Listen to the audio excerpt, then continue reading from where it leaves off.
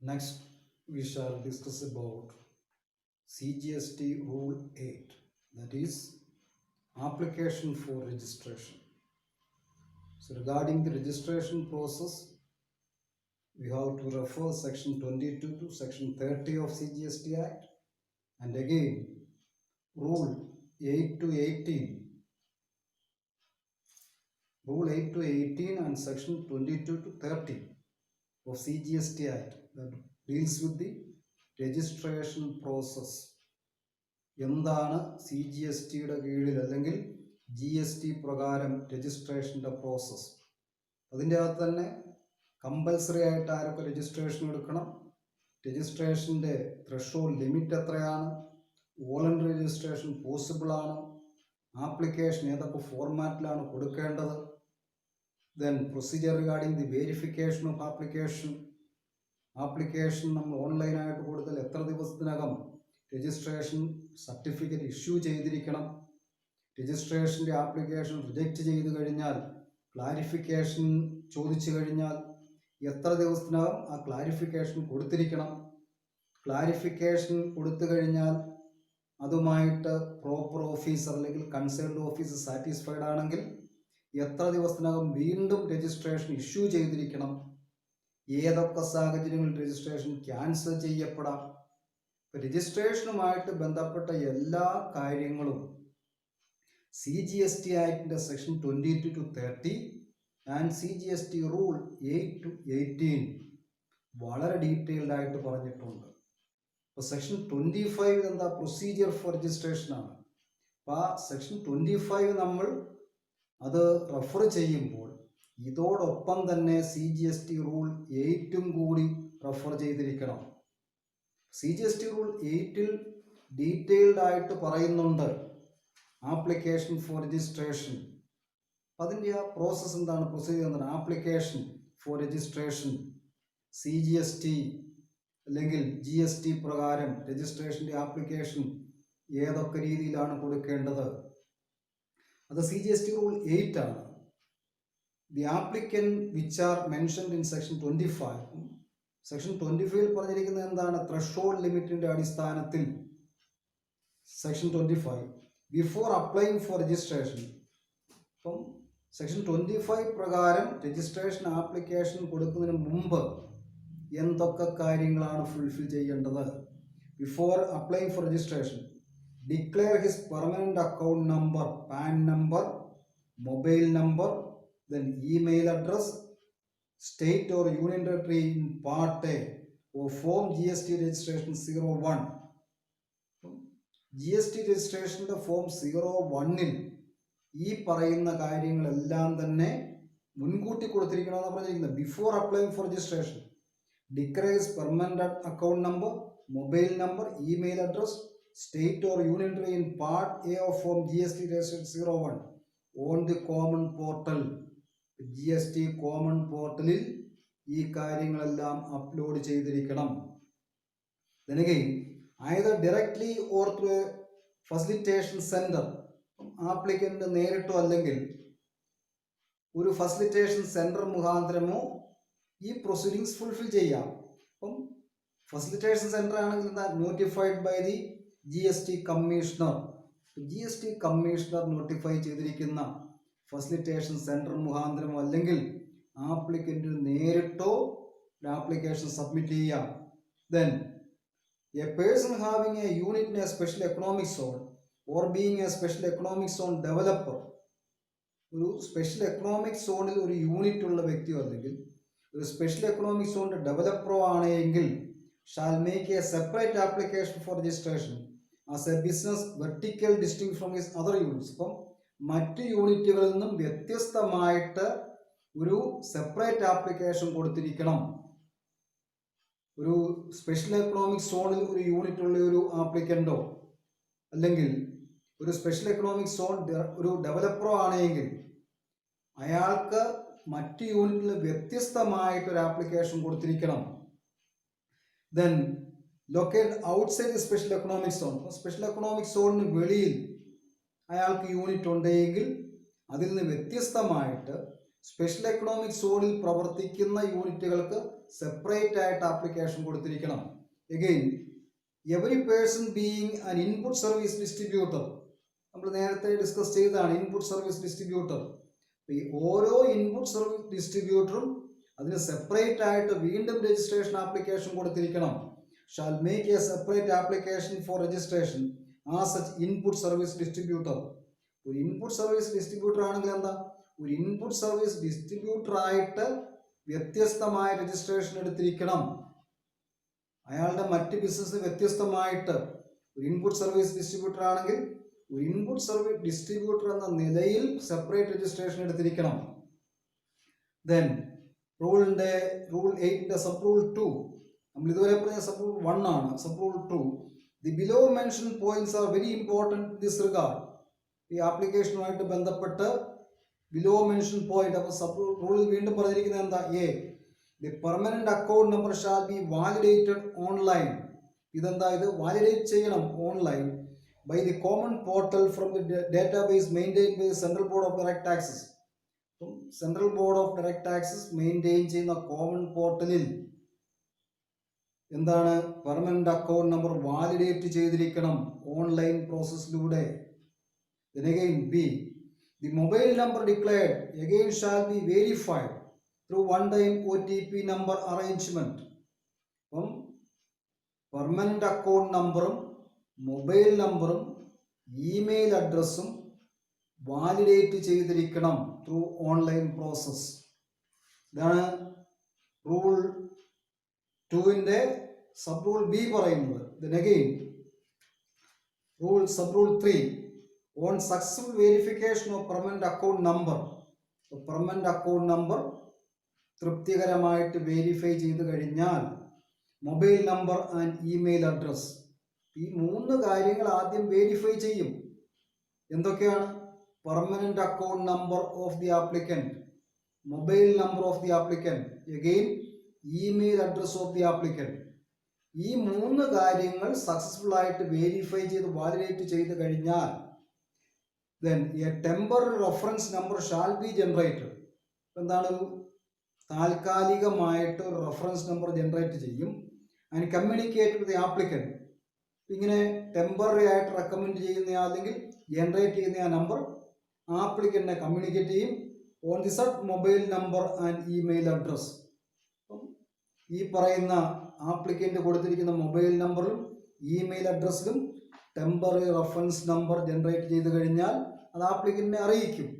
ഇത് sub rule 3-ൽ പറയുന്നതാണ്. Then again sub rule 4, using the reference number generated under sub rule 3, the applicant shall electronically submit an application in Part B of Form GST Registration 01. ഈ reference number കിട്ടിക്കഴിഞ്ഞാൽ online പ്രോസസ്സിലൂടെ electronic പ്രോസസ്സിലൂടെ എന്താ പറഞ്ഞിരിക്കുന്നത്, application part B of form GST registration 01 submit ചെയ്യണം. നമ്മൾ email അഡ്രസ്സും permanent account നമ്പറും then mobile നമ്പറും validate ചെയ്യാനായിട്ട് എന്താ പറഞ്ഞിരിക്കുന്നത്, പാർട്ട് എയിലാണ് ആപ്ലിക്കേഷൻ കൊടുക്കുന്നത്. ഇനി ഇങ്ങനെ റെഫറൻസ് നമ്പർ കിട്ടിക്കഴിഞ്ഞാൽ GSTയുടെ എന്താ പറഞ്ഞിരിക്കുന്നത്, ഫോം GST രജിസ്ട്രേഷൻ 01-ന്റെ പാർട്ട് ബി സബ്മിറ്റ് ചെയ്യുക along with the document specified in the sub form at the common portal. അപ്പം കോമൺ പോർട്ടലിൽ ഫോം ബിയോട് കൂടി എന്തൊക്കെ ഡോക്യുമെന്റ്സുകളാണ് സബ്മിറ്റ് ചെയ്യേണ്ടത് പറഞ്ഞിട്ടുണ്ട്. അപ്പം ഫോം ബിയോട് കൂടി സബ്മിറ്റ് ചെയ്യണമെന്ന് പോർട്ടലിൽ പറഞ്ഞിരിക്കുന്ന ഡോക്യുമെന്റ്സും കൂടി സബ്മിറ്റ് ചെയ്യുക. either directly or through an facilitation center notified by the commission. ഇവിടെ എല്ലാം എന്താ, ആപ്ലിക്കന്റിന് നേരിട്ടോ ഓൺലൈൻ ആയിട്ടോ അല്ലെങ്കിൽ ഒരു ഫെസിലിറ്റേഷൻ സെന്റർ മുഖാന്തരമോ ഈ കാര്യങ്ങൾ സബ്മിറ്റ് ചെയ്യാവുന്നതാണ്. Then sub rule 5, on receipt of an application under sub rule 4, an acknowledgement shall be issued electronically to the applicant in form GST registration 02. ഇങ്ങനെ കൃത്യമായിട്ടൊരു ആപ്ലിക്കേഷൻ കിട്ടി അത് വെരിഫൈ ചെയ്ത് കഴിഞ്ഞാൽ on receipt of application under sub rule 4, an acknowledgement shall be issued electronically. ഒരു acknowledgement form GST registration 02-ൽ applicant issue ചെയ്യും. Then again, a person applying for registration as a casual taxable person, ഒരു regular taxable person ആയിട്ടല്ല, casual taxable person ആയിട്ടാണ്. A person occasionally undertakes a taxable supply, വല്ലപ്പോഴുമൊക്കെ ഒരു taxable supply നടത്തുന്ന ഒരു വ്യക്തിയാണ് എങ്കിൽ ഒരു നിശ്ചിത കാലാവധിയിലേക്ക് രജിസ്ട്രേഷൻ എടുക്കാം. എന്താ പറഞ്ഞിരിക്കുന്നത്? As a casual taxable person shall be given a temporary reference number. Casual taxable person ആണെങ്കിൽ അവർക്ക് എന്താ ഒരു ടെമ്പററി റെഫറൻസ് നമ്പർ കൊടുക്കും. By the common portal for making advance deposit. ഈ കാഷ്വൽ ടാക്സബിൾ പേഴ്സൺസ് ആണെങ്കിൽ അവർക്കൊരു താൽക്കാലികമായ റെഫറൻസ് നമ്പർ കൊടുക്കും. ഈ താൽക്കാലികമായ റെഫറൻസ് നമ്പർ ഉപയോഗിച്ച് ഇത് കോമൺ പോർട്ടലിൽ നിന്ന് കണ്ടെത്തി കഴിഞ്ഞാൽ, കോമൺ പോർട്ടൽ നോക്കി നമ്മൾ എടുത്തു കഴിഞ്ഞാൽ ഒരു അഡ്വാൻസ് പേയ്മെന്റ് നടത്തണം. Advance payment of tax, GST tax കൊടുക്കുന്നതിന് വേണ്ടി ഈ ടെമ്പർ റെഫറൻസ് നമ്പർ വേണം ഉപയോഗിക്കാനായിട്ട്. Then four making advance deposit of tax in accordance with the provisions of section 27, then and the acknowledgement under sub-rule 5 shall be issued electronically only after the deposit. ഇങ്ങനെ application കിട്ടിയതായിട്ട് ഒരു acknowledgement കൊടുക്കുന്നത് എപ്പോഴാണ്? Deposit amount കിട്ടിയതിന് ശേഷമാണ്. ഒരു casual taxable person ആണെങ്കിൽ application കൊടുത്തു കഴിയുമ്പോൾ ഒരു ടെമ്പററി റെഫറൻസ് നമ്പർ കോമൺ പോർട്ടലിൽ നിന്ന് കിട്ടും. ഈ ടെമ്പററി റെഫറൻസ് നമ്പർ ഉപയോഗിച്ച് ഒരു നിശ്ചിത എമൗണ്ട് ഡെപ്പോസിറ്റ് ചെയ്ത് കഴിയുമ്പോൾ മാത്രമേ ഒരു അക്നോളജ്മെന്റ് കിട്ടുകയുള്ളൂ. അക്നോളജ്മെന്റ് എന്താ? ഫോം GST രജിസ്ട്രേഷൻ്റെ അകത്ത് 02 കിട്ടും. ഇത് അഡ്വാൻസ് പേയ്മെന്റ് കൊടുത്താലേ കിട്ടുകയുള്ളൂ. ഇത്രയും കാര്യങ്ങളാണ് റൂൾ 8 പറഞ്ഞിരിക്കുന്നത്. അപ്പം GST റൂൾ 8 അതിൻ്റെ 6 സബ് റൂളുകളും ആപ്ലിക്കേഷനുമായിട്ട് ബന്ധപ്പെട്ടതാണ്. ആപ്ലിക്കേഷൻ ഫോർ രജിസ്ട്രേഷൻ, ആപ്ലിക്കേഷൻ നമ്മൾ രജിസ്ട്രേഷൻ കൊടുക്കേണ്ട രീതി എന്താണ്, ഏതൊക്കെ ഫോമാണ് ഉപയോഗിക്കേണ്ടത്, അങ്ങനെ കൊടുത്തു കഴിഞ്ഞാൽ അതിൻ്റെ പ്രൊസീജിയർ എന്താണ്. ഇനി റൂൾ 8 കഴിഞ്ഞാൽ വീണ്ടും നമ്മൾ റെഫർ ചെയ്യുന്ന GST rule 9. So GST rule 9 deals with verification of application and approval. ഒരു ആപ്ലിക്കേഷൻ കിട്ടിക്കഴിഞ്ഞാൽ അതിൻ്റെ വേരിഫിക്കേഷൻ ആൻഡ് അപ്രൂവൽ പ്രോസസ് പറഞ്ഞിരിക്കുന്നത് CGST റൂൾ 9 CGST റൂൾ 8 ആപ്ലിക്കേഷൻ്റെ പ്രോസസ്സ് പറഞ്ഞിട്ടുണ്ട്. ഏത് ഫോർമാറ്റിലാണ് കൊടുക്കേണ്ടത്. ആപ്ലിക്കേഷൻ നമ്മൾ അപ്ലോഡ് ചെയ്യുന്നതിന് മുമ്പ് ഇതിൻ്റെ പാർട്ട് എയിൽ എന്തൊക്കെ കാര്യങ്ങൾ അറിയിക്കണം, പാർട്ട് എയിലേത് കഴിഞ്ഞ് നമുക്കൊരു ടെമ്പർ നമ്പർ കിട്ടിക്കഴിഞ്ഞാൽ പാർട്ട് ബിയിൽ എന്തൊക്കെ കാര്യങ്ങളാണ് അറിയിക്കേണ്ടത്, അക്നോളജ്മെന്റ് കിട്ടിക്കഴിഞ്ഞാൽ എന്തൊക്കെ കാര്യങ്ങൾ ചെയ്യണം, ഇതെല്ലാം റൂൾ 8 പറയുന്നുണ്ട്. ഇനി റൂൾ 9 പറയുന്നത് എന്താ? verification of application and approval. So rule 9 deals with the verification and approval process of application for GST registration. അതിൽ rule 9 sub rule 1, the application shall be forwarded to the proper officer. GSTയുടെ കീഴിലുള്ള proper concerned officer, അതിന് അധികാരപ്പെട്ട ഓഫീസർക്കാണിത് forward ചെയ്യേണ്ടത്. who shall examine the application and accompanying documents. അപ്പോൾ ആ proper officer എന്താണ്? ആപ്ലിക്കേഷനും അനുബന്ധമായിട്ടുള്ള ഡോക്യുമെന്റുകളും എക്സാമിൻ ചെയ്യുകയും വെരിഫൈ ചെയ്യുകയും ചെയ്യും. And if the same are found to be in order. അപ്പം ആപ്ലിക്കേഷനും അറ്റാച്ച് ചെയ്തിരിക്കുന്ന മറ്റെല്ലാ ഡോക്യുമെന്റുകളും ഓർഡറിലാണെന്ന് മനസ്സിലായി കഴിഞ്ഞാൽ approve the grant of registration. അപ്പം പ്രോപ്പർ ഓഫീസർ എന്താണ്? രജിസ്ട്രേഷൻ്റെ ഗ്രാൻഡിങ് അപ്രൂവ് ചെയ്യും. To the applicant within a period of 3 working days. അപ്പം എന്താ? കൃത്യമായ ഒരു ആപ്ലിക്കേഷൻ കിട്ടിക്കഴിഞ്ഞാൽ പ്രോപ്പർ ഓഫീസർ അത് വെരിഫൈ ചെയ്ത് 3 ദിവസത്തിനുള്ളിൽ, period of 3 working days from the date of submission of the application. അപ്പം 3 വർക്കിംഗ് ഡേയ്ക്കുള്ളിൽ, ഇപ്പം ആപ്ലിക്കേഷൻ സബ്മിറ്റ് ചെയ്തില്ലെങ്കിൽ ആപ്ലിക്കേഷൻ കിട്ടിക്കഴിഞ്ഞാൽ 3 വർക്കിംഗ് ഡേയ്ക്കുള്ളിൽ രജിസ്ട്രേഷൻ ഗ്രാൻഡ് ചെയ്യുന്നതായിട്ട് അറിയിച്ചിരിക്കണം, സാങ്ഷൻ ചെയ്യണം. അത് 3 വർക്കിംഗ് ഡേ ആണ്. അപ്പം ആപ്ലിക്കേഷൻ കൃത്യമായിട്ട് ഉള്ള ഒരു ആപ്ലിക്കേഷനാണ്, എല്ലാ ഡോക്യുമെന്റുകളും കൃത്യമായിട്ട് അറ്റാച്ച് ചെയ്തിട്ടുണ്ടെങ്കിൽ ആപ്ലിക്കേഷൻ സബ്മിറ്റ് ചെയ്ത് 3 വർക്കിംഗ് ഡേയ്ക്കുള്ളിൽ ഇതിൻ്റെ ആപ്ലിക്കേഷൻ രജിസ്ട്രേഷൻ ഗ്രാൻഡ് ചെയ്തിരിക്കണം. ഇത് റൂൾ 9 സബ് റൂൾ 1 പറയുന്നതാണ്. Then again, Rule 9, Sub-Rule 2, where the application submitted under Rule 8 is found to be deficient. ഇനി റൂൾ 8 പ്രകാരം സബ്മിറ്റ് ചെയ്തിരിക്കുന്ന ആപ്ലിക്കേഷൻ പ്രോപ്പർ ഓഫീസർ വെരിഫൈ ചെയ്തപ്പോൾ അതിൽ എന്തെങ്കിലും കുറവുകൾ ഉണ്ടെന്ന് കണ്ടു കഴിഞ്ഞാൽ, found to be deficient, he may issue a notice to the applicant electronically. എന്താ, the proper officer may issue a notice അല്ലെങ്കിൽ a notice to the applicant electronically in a period of 3 working days from the date of submission of the application. അപ്പം ഇങ്ങനെ application കിട്ടി, proper officer verify ചെയ്തു, അതിൽ ചില deficiency ഉണ്ടെന്ന് മനസ്സിലായി കഴിഞ്ഞാൽ ആപ്ലിക്കേഷൻ കിട്ടി 3 ദിവസത്തിനുള്ളിൽ, 3 വർക്കിംഗ് ഡേക്കുള്ളിൽ ഈ കാര്യം അറിയിച്ചുകൊണ്ട് ആപ്ലിക്കൻ്റ് ഒരു നോട്ടീസ് കൊടുക്കണം. Then submission of the application, and the applicant shall furnish such clarification, information or documents electronically. ഇവിടെ എന്താ, നോട്ടീസ് കൊടുക്കുന്ന ഇലക്ട്രോണിക്കലി ആണ്, ആവശ്യമായ ക്ലാരിഫിക്കേഷനും ഡോക്യുമെന്റ്സും സബ്മിറ്റ് ചെയ്യുന്നതും ഇലക്ട്രോണിക്കലി ആണ്. Within A period of 7 working days. Clarification കൊടുക്കുന്ന എന്താണ്, 7 വർക്കിംഗ് ഡേയ്സിനുള്ളിൽ കൊടുത്താൽ മതി. ഒരു നോട്ടീസിനെ ഒരു ആപ്ലിക്കേഷനെ സംബന്ധിച്ച് എന്തെങ്കിലും ഡെഫിഷ്യൻസി കണ്ടെത്തി അതിനൊരു ക്ലാരിഫിക്കേഷനും മറ്റ് ഡോക്യുമെന്റുകൾ അറ്റാച്ച് ചെയ്യാൻ പറഞ്ഞ നോട്ടീസ് കിട്ടിക്കഴിഞ്ഞാൽ ആപ്ലിക്കൻ്റ് ആ നോട്ടീസ് കിട്ടി 7 വർക്കിംഗ് ഡേക്കുള്ളിൽ ഈ പറഞ്ഞിരിക്കുന്ന കാര്യങ്ങൾ ഫുൾഫിൽ ചെയ്യണ ആവശ്യമായ ക്ലാരിഫിക്കേഷൻസും അതുപോലെ ഡോക്യുമെന്റ്സും സബ്മിറ്റ് ചെയ്തിരിക്കണം. 7 working days from the date of receipt of such notice. Notice കിട്ടി 7 ദിവസത്തിനുള്ളിൽ ഈ കാര്യം അറിയിക്കുക.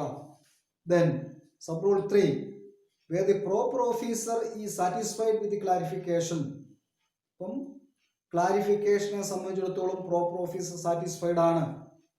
റൂൾ 8 പ്രകാരം സബ്മിറ്റ് ചെയ്ത ആപ്ലിക്കേഷൻ്റെ അകത്ത് കുറേ ഡെഫിഷ്യൻസി കണ്ടെത്തി, ഈ കാര്യം ആപ്ലിക്കന്റിനെ അറിയിച്ചു, ആപ്ലിക്കൻ്റ് ആവശ്യമായ ക്ലാരിഫിക്കേഷൻസും ആവശ്യമായ ഡോക്യുമെന്റ്സും സബ്മിറ്റ് ചെയ്തു. 7 ദിവസത്തിന് സബ്മിറ്റ് ചെയ്താൽ മതി. ഇങ്ങനെ സബ്മിറ്റ് ചെയ്ത് കഴിഞ്ഞ് ആ ഡോക്യുമെന്റുകളും ആപ്ലിക്കേഷനും വെരിഫൈ ചെയ്ത് കഴിഞ്ഞപ്പോൾ അതെല്ലാം കൃത്യമായിട്ടും ഓർഡറിലാണെന്ന് മനസ്സിലാക്കി കഴിഞ്ഞാൽ, where the proper officer satisfied the clarification, information and documents furnished by the applicant, he may approve the grant of registration to the applicant within a period of 7 working days. ഇവിടെ എന്താ, 7 working ഡേക്കുള്ളിൽ ഇതിൻ്റെ approval grand ചെയ്താൽ മതി, registration grand ചെയ്താൽ മതി. From the date of receipt of such clarification of information or documents. ഒരു clarification ചോദിച്ചു, clarification notice ആപ്ലിക്കന്റിന് കൊടുത്തു, ആപ്ലിക്കൻ്റ് അതിൻ്റെ ക്ലാരിഫിക്കേഷനും ആവശ്യമായ ഡോക്യുമെന്റുകളും ഈ നോട്ടീസ് കിട്ടി 7 ദിവസത്തിൽ സബ്മിറ്റ് ചെയ്താൽ മതി. വിതിൻ 7 വർക്കിംഗ് ഡേയ്സാണ് പറഞ്ഞിരിക്കുന്നത്. അപ്പം അങ്ങനെ വിതിൻ 7 വർക്കിംഗ് ഡേയ്സിൽ സബ്മിറ്റ് ചെയ്ത് കഴിഞ്ഞാൽ, ഇങ്ങനെ സബ്മിറ്റ് ചെയ്തിരിക്കുന്ന ഡോക്യുമെന്റുകൾ കിട്ടിക്കഴിഞ്ഞ് അതിൻ്റെ ഇൻസ്പെക്ഷനൊക്കെ ചെയ്തു, ഇൻസ്പെക്ഷൻ ചെയ്ത് കഴിഞ്ഞപ്പോൾ പ്രോപ്പർ ഓഫീസർ ഫുള്ളി സാറ്റിസ്ഫൈഡ് ആണെങ്കിൽ, ഇങ്ങനെ ക്ലാരിഫിക്കേഷൻ ചെയ്തിരിക്കുന്ന ഡോക്യുമെന്റ്സ് കിട്ടി 7 വർക്കിംഗ് ഡേയ്സിനുള്ളിൽ രജിസ്ട്രേഷൻ സാങ്ഷൻ ചെയ്തിരിക്കുന്നതായിട്ട് അറിയിക്കണം. ദെൻ ഇത് sub-rule 3 പറഞ്ഞിരിക്കുന്നതാണ്. CGST rule 9 sub-rule 3. Then CGST rule sub-rule 4, where no reply is furnished by the applicant. Rule 8 പ്രകാരം കൊടുത്തിരിക്കുന്ന ആപ്ലിക്കേഷൻ ക്ലാരിഫിക്കേഷൻ ആവശ്യപ്പെട്ടുകൊണ്ട് പ്രോപ്പർ ഓഫീസർ നോട്ടീസ് കൊടുത്തു. ഇനി കൊടുത്ത നോട്ടീസിന് ഒരു ക്ലാരിഫിക്കേഷനും കിട്ടുന്നില്ല എങ്കിൽ 7 ദിവസത്തിനുള്ളിൽ ക്ലാരിഫിക്കേഷൻ സബ്മിറ്റ് ചെയ്തിരിക്കണമെന്നാണ്. ഈ 7 ദിവസത്തിനുള്ളിൽ ക്ലാരിഫിക്കേഷൻ സബ്മിറ്റ് ചെയ്യുന്നില്ല എങ്കിൽ, in response to the notice issued or where the proper officer is notice satisfied. എന്താ, ക്ലാരിഫിക്കേഷൻ കിട്ടി പക്ഷേ പ്രോപ്പർ ഓഫീസർ സാറ്റിസ്ഫൈഡ് അല്ല എങ്കിൽ, with the clarification information or documents furnish. Clarification അല്ലെങ്കിൽ സബ്മിറ്റ് ചെയ്തിരിക്കുന്ന ഇൻഫർമേഷൻ അല്ലെങ്കിൽ കിട്ടിയിരിക്കുന്ന ഡോക്യുമെന്റ്സ് ഇതിനെക്കുറിച്ച് പ്രോപ്പർ ഓഫീസർ സാറ്റിസ്ഫൈഡ് അല്ല എങ്കിൽ, he shall for reasons to be recorded in writing. അപ്പോൾ പ്രോപ്പർ ഓഫീസർ എന്താണ് ചെയ്യേണ്ടത്, കൃത്യമായ കാരണങ്ങൾ റൈറ്റിംഗിൽ റെക്കോർഡ് ചെയ്ത് reject such application and inform the applicant electronically in the concerned form. Application reject ചെയ്യുകയും ഈ ആപ്ലിക്കേഷൻ റിജക്റ്റ് ചെയ്യുന്നതായ വിവരം ഇലക്ട്രോണിക്കലി ആപ്ലിക്കന്റിനെ അറിയിക്കുകയും ചെയ്യണം.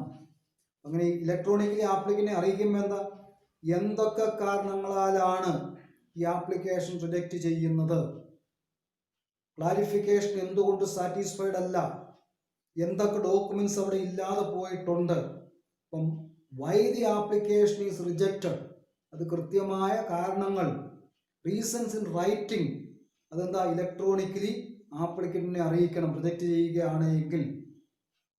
So applicant electronically in concern form, then sub-rule 5, if the proper officer fails to take any action, proper officer എന്താണ്, ഒരു ആക്ഷനും എടുക്കുന്നില്ല, അയാളത് ആക്ഷൻ എടുക്കാൻ അയാൾ പരാജയപ്പെടുകയാണെങ്കിൽ, ഇവിടെ പ്രോപ്പർ ഓഫീസർ എന്താ, ദി അതോറിറ്റി ഉള്ള ഓഫീസറാണ്. CGST ആക്ട് പ്രകാരം ഇതിന് അതോറിറ്റി ഉള്ള ഓഫീസർ, അതാണ് പ്രോപ്പർ ഓഫീസർ. രജിസ്ട്രേഷൻ കൊടുക്കാൻ അതോറിറ്റി ഉള്ള proper officer.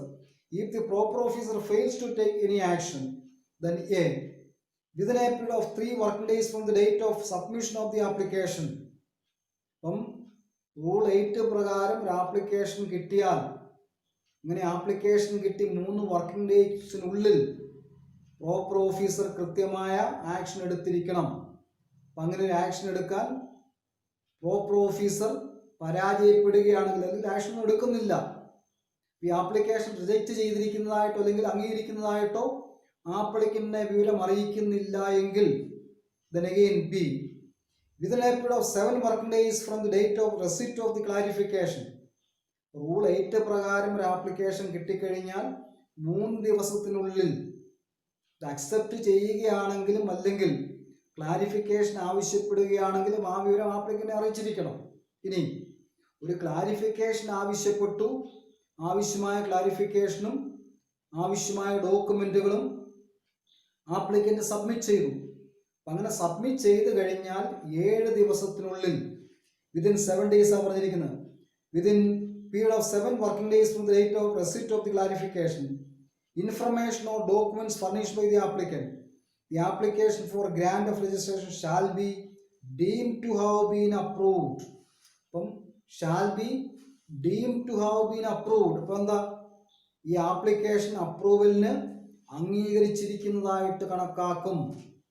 Shall be deemed to have been approved, ഇതാണ് CGST റൂൾ 9 പറഞ്ഞിരിക്കുന്നത്.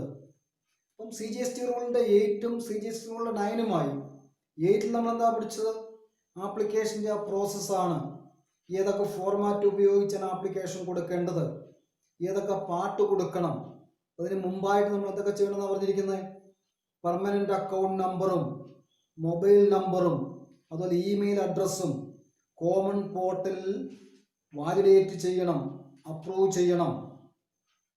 ഇത് ഫോം എയിൽ ഇത് സബ്മിറ്റ് ചെയ്യുക, അത് റൂൾ 8 പറയുന്നതാണ്. അപ്പം റൂൾ 8 പ്രകാരം ആപ്ലിക്കേഷൻ കൊടുക്കുക, റൂൾ 9 പ്രകാരം അതിൻ്റെ വെരിഫിക്കേഷനും അപ്രൂവലും ഉണ്ടാകും. Next we shall discuss CGST rule 10. CGST rule 10 പറയുന്ന ഇഷ്യൂ ഓഫ് രജിസ്ട്രേഷൻ സർട്ടിഫിക്കറ്റ്. അപ്പം രജിസ്ട്രേഷൻ സർട്ടിഫിക്കറ്റിന്റെ ഇഷ്യൂവുമായിട്ട് ബന്ധപ്പെട്ട റൂൾസ് ആണ് CGST റൂൾ 10 പറയുന്നത്. 1. Where the application for grant of registration has been approved under rule 9. നമ്മളെന്താ റൂൾ 9 പറയുന്നത് വെരിഫിക്കേഷൻ ഓഫ് ആപ്ലിക്കേഷൻ്റെ approval. അപ്പം rule 9 പ്രകാരം അതിൻ്റെ വെരിഫിക്കേഷനും അപ്രൂവലും കഴിഞ്ഞാൽ certificate of registration form GST registration 06.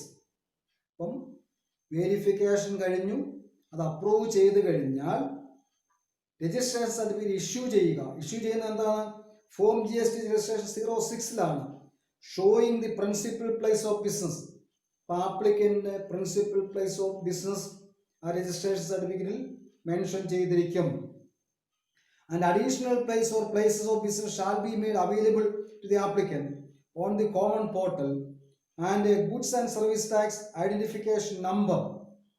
രജിസ്ട്രേഷനോട് കൂടി goods and service tax identification നമ്പറും പ്രൊവൈഡ് ചെയ്യും. Shall be assign subject to the following characters. ഈ പറയുന്ന രജിസ്ട്രേഷൻ സർട്ടിഫിക്കറ്റിൻ്റെ അകത്ത് എന്തൊക്കെ കാര്യങ്ങളാണ് ഉൾപ്പെടുത്തിയിരിക്കുന്നത്? നെയിംലി ഒരു 15 ഡിജിറ്റ് നമ്പറാണ് കൊടുക്കുന്നത്. അപ്പം നമുക്കെന്താ ഇതിൻ്റെ GST ഐഡന്റിഫിക്കേഷൻ നമ്പറിൻ്റെ അകത്ത് 15 ഡിജിറ്റ്സ് ആണ്. അതിൽ 2 characters for the state code. അപ്പോൾ ആദ്യത്തെ 2 ഡിജിറ്റ് എന്താ പറയുന്നത്? ഓരോന്നിൻ്റെയും സ്റ്റേറ്റ് കോഡാണ്. ഓരോ സംസ്ഥാനത്തിനും GST പ്രകാരം കോഡുണ്ട്, സ്റ്റേറ്റ് കോഡ്. ദെൻ സെക്കൻഡ്, അടുത്ത 10 characters, 10 characters four permanent account number. Permanent account number or the tax deduction and collection account number. ഇപ്പം TCSും TDS നമ്പറും ഒക്കെ വരുന്നുണ്ടെങ്കിൽ ആ നമ്പറിൻ്റെ നമ്പേഴ്സാണ് കൊടുക്കുന്നത്. ഇപ്പം 10 characters for the permanent account number or the tax deduction and collection account number. അപ്പോൾ എത്രയായി? 10 + 2 12 digits ആയി. Then the മൂന്നാമത് 2 characters for entity code. ഇപ്പം എത്ര എൻറ്റിറ്റി ഉണ്ട്, എത്ര ബിസിനസ് യൂണിറ്റുകളാണ് ഈ ആപ്ലിക്കൻറ്റിനുള്ളത്? ഒന്നോ രണ്ടോ മൂന്നോ ഒക്കെ ആകാം.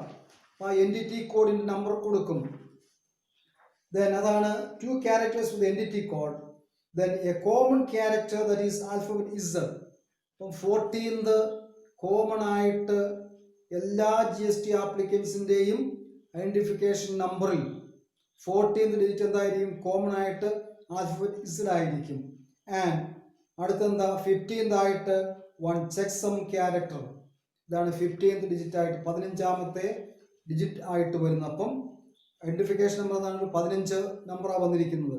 ഇത് CGST റൂൾ 10ൽ പറഞ്ഞിരിക്കുന്നതാണ്. എന്താ പറഞ്ഞിരിക്കുന്നത്? Issue registration certificate. രജിസ്ട്രേഷൻ സർട്ടിഫിക്കറ്റിൻ്റെ ഇഷ്യൂവുമായിട്ട് ബന്ധപ്പെട്ട കാര്യങ്ങളാണ്.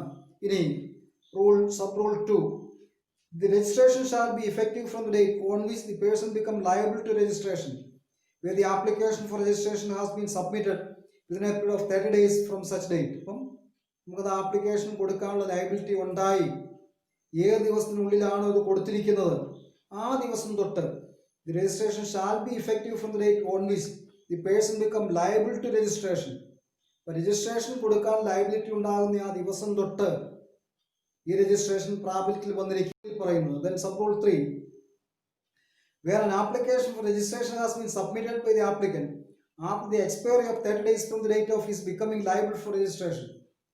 രജിസ്ട്രേഷൻ ലയബിലിറ്റി ഉണ്ടായി 30 ദിവസത്തിന് ശേഷമാണ് ആപ്ലിക്കേഷൻ സബ്മിറ്റ് ചെയ്യുന്നതെങ്കിൽ the effective date of registration shall be the date of grant of registration. അപ്പോൾ ഇഫക്റ്റീവ് ഡേറ്റ് എന്തായിട്ട് മാറും? രജിസ്ട്രേഷൻ ഗ്രാൻഡ് ചെയ്തിരിക്കുന്ന ആ ദിവസം തൊട്ടായിരിക്കും. Then sub rule 4, every certificate of registration shall be digitally signed by the proper officer under the act. അപ്പം എല്ലാ registration സർട്ടിഫിക്കറ്റും proper ഓഫീസറിന്റെ digital signature ഉണ്ടായിരിക്കണം. The registration certificate should be digitally signed by the proper officer. Proper officer ആരാ? Issuing ഓഫീസറാണ്. CGST act പ്രകാരം issuing officer, proper officer, അയാളുടെ digital signature ഉണ്ടായിരിക്കണം. Then rule 5, where the registration has been granted, the applicant shall be communicated the registration number and certificate of registration duly signed or verified through electronic verification code shall be made available to him on the common portal. Registration approval കഴിഞ്ഞത് issue ചെയ്ത് കഴിഞ്ഞാൽ ആ registration certificate common പോർട്ടലിൽ available ആകണം. Common പോർട്ടലിൽ നിന്നും അത് download ചെയ്തെടുക്കാൻ ആപ്ലിക്കന്റിന് സാധിക്കണം. Within A period of 3 days after the expiry of the period. അപ്പോൾ ആ പീരീഡ് കഴിഞ്ഞ് 3 ദിവസത്തിനുള്ളിൽ ഈ രജിസ്ട്രേഷൻ സർട്ടിഫിക്കറ്റ് കോമൺ പോർട്ടലിൽ നിന്നും ഡൗൺലോഡ് ചെയ്തെടുക്കാൻ ആപ്ലിക്കന്റിന് സാധിക്കണം. ഇത് റൂൾ 10ന്റെ സബ് റൂൾ 5 ആ പറഞ്ഞിരിക്കുന്നത്. അപ്പം റൂൾ 10ഉം അതിൻ്റെ 5 സബ് റൂളുകളും ഇഷ്യൂ ഓഫ് രജിസ്ട്രേഷനും സർട്ടിഫിക്കറ്റുമായിട്ട് ബന്ധപ്പെട്ട കാര്യങ്ങളാണ്.